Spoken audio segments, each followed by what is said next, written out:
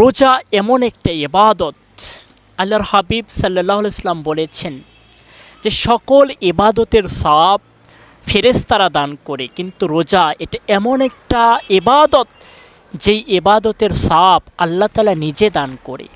ইমাম বুখারী রাহিমাহুল্লাহ বুখারীতে হাদিস এনেছেন 1904 নম্বর হাদিস।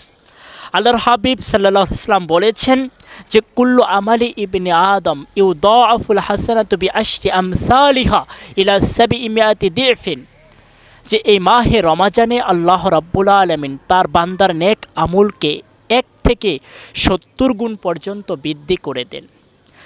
পরে আল্লাহর হাবিব সাল্লাল্লাহু আলাইহি ওয়াসাল্লাম বলেছেন যে ইল্লা সাওমা, কিন্তু রোজার ক্ষেত্রে এটা হলো ভিন্ন।